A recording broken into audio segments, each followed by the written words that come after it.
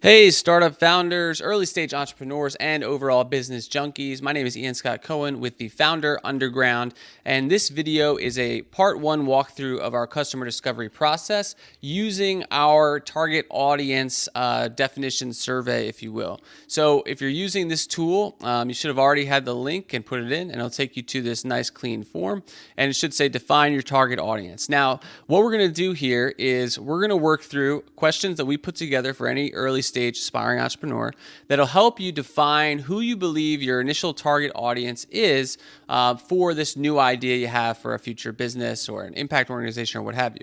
And so throughout this example, I'm going to use one idea that I've had around just a new kind of mobile game for kids.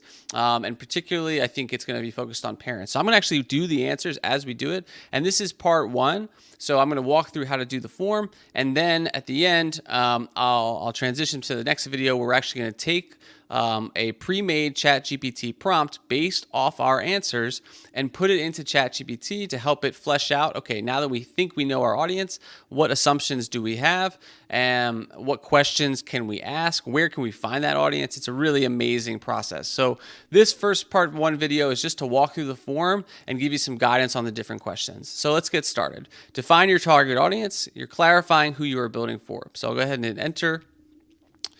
Here's some initial instructions. So this reaffirms that, refining your business idea really starts with defining your audience. So this questionnaire is going to help you define both your target buyers and your end users. Those might not be the same thing.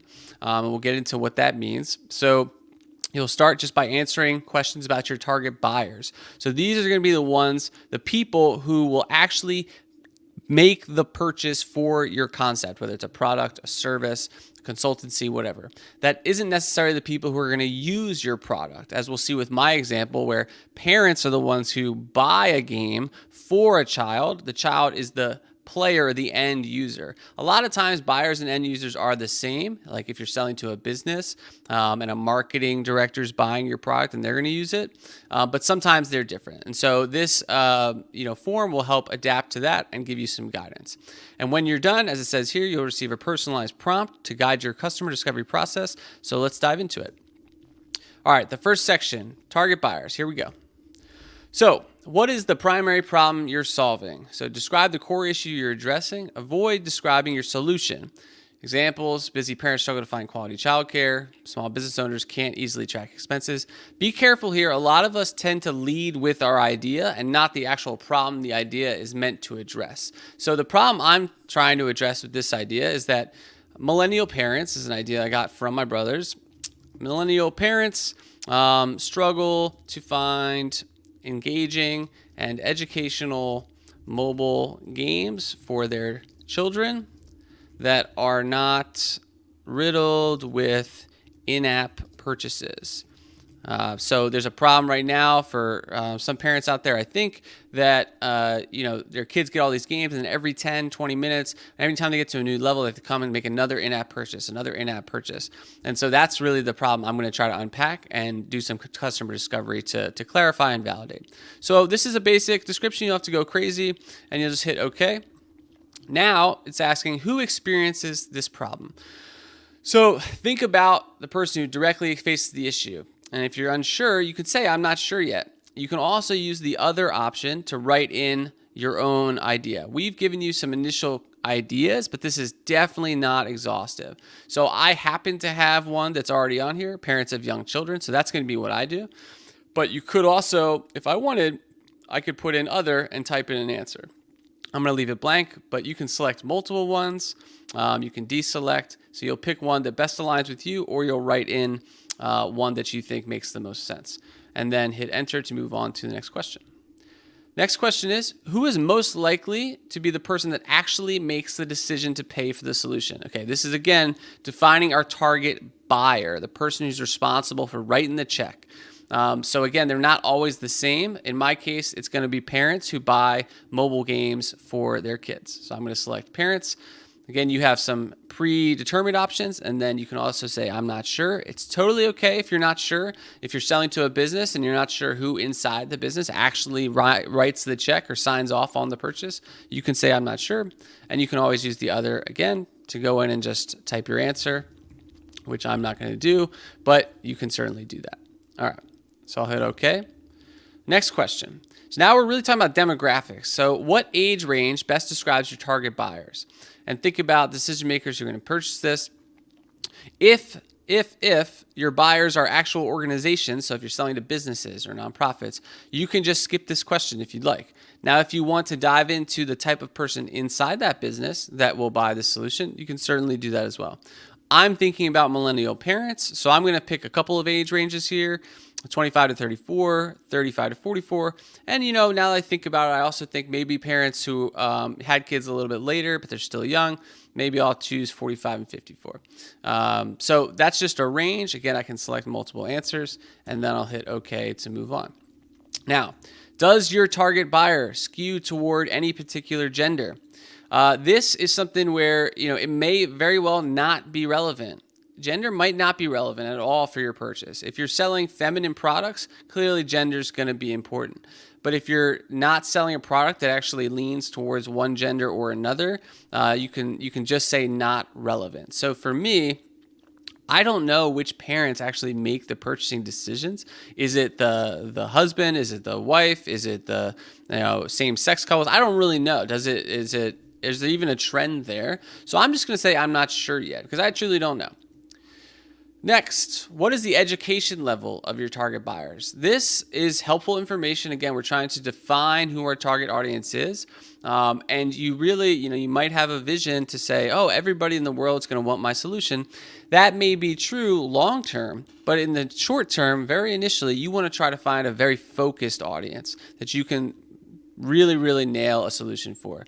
So for me, I'm going to focus on people that are probably a little bit more educated, who want something educational for their kids because they really value the educational experience. They have, a lot of different technology that they can give to their kids, whether it's smartphones or tablets. So I'm just going to say bachelor's degree, advanced degree, and even some college. That doesn't mean somebody else who's has a high school diploma can't be a parent getting games for their kids. This is about me and my target market, though. Who am I trying to sell to? So I'm going to start with this, and I might learn through this discovery process whether or not this actually makes sense, whether this is true or not. You can, again, select whatever makes the most sense for you or say, I'm not sure yet. All right, I'm going to hit OK. Now, what is the primary geographic location of your target buyers? So are these folks who live locally? Is this a problem just in your city? Is it something specific to your region, maybe the Southeast US or the West Coast? Is it really anybody across the country, or is this really a global thing? You can also write other and specify something else. I'm going to say national for me because I'm really focused on English-speaking Americans across the country, but you can define what works best for you. Now, how are your target buyers currently addressing this problem? So this is going to require me to type in a little bit. This is really important. So think about the people you're trying to sell to. Again, for me, it's these millennial parents. So the question is, what are they currently doing to address the problem? What are they doing right now? They don't have my solution. My solution doesn't exist, and we don't even care about my solution yet. I want to know what they're doing now. So you can see some examples. Maybe you're doing something that automates manual spreadsheets. Maybe you're doing something that's trying to replace outdated software.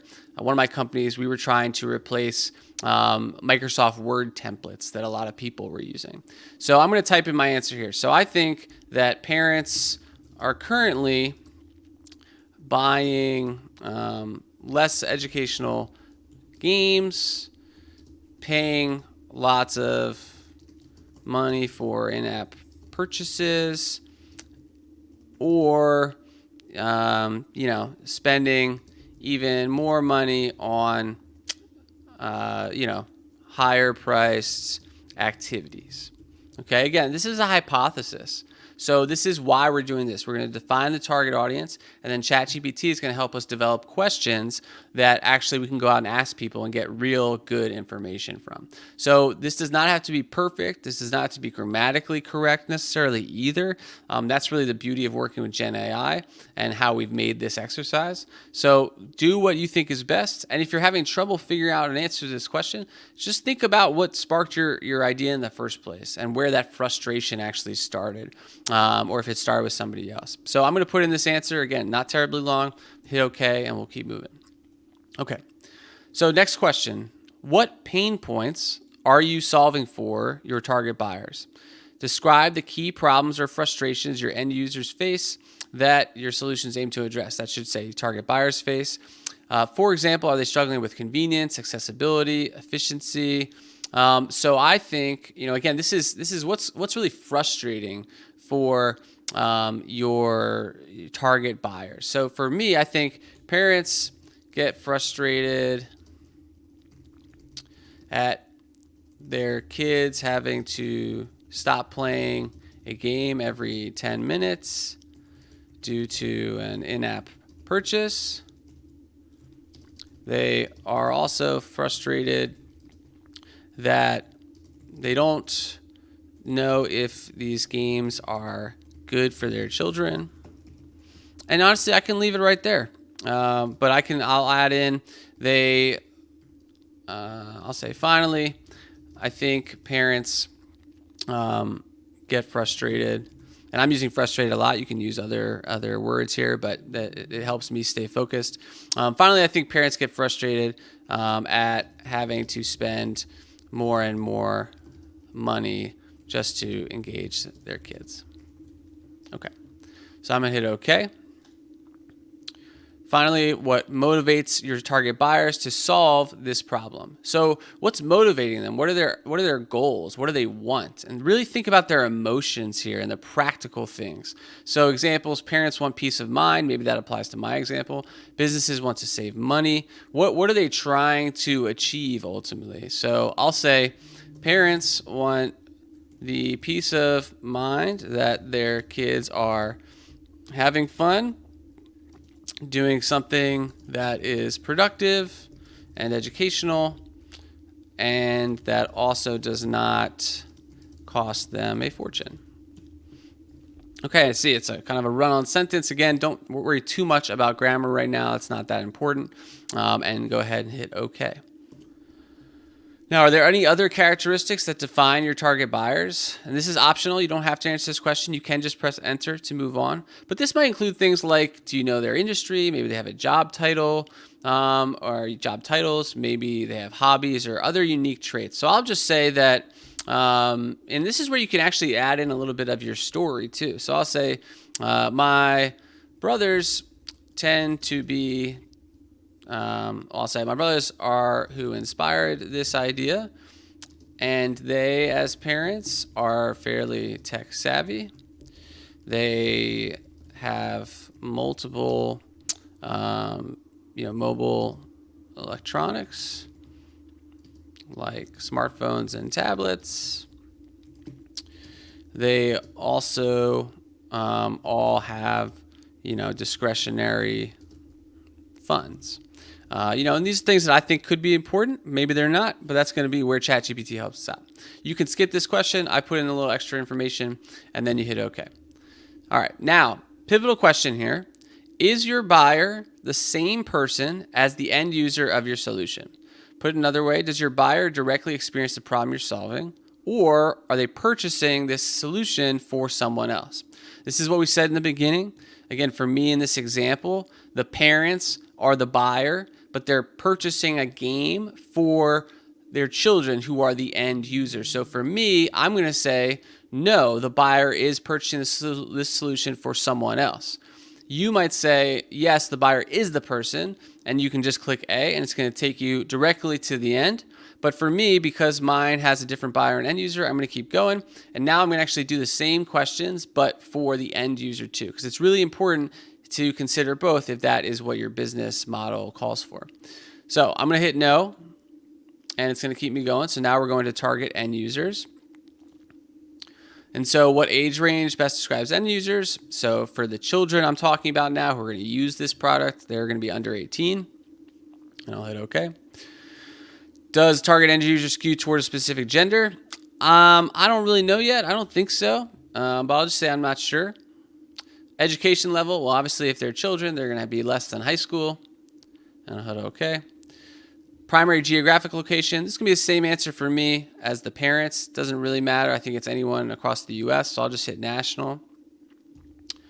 How are your target end users currently addressing this problem? Okay, so what are the kids doing?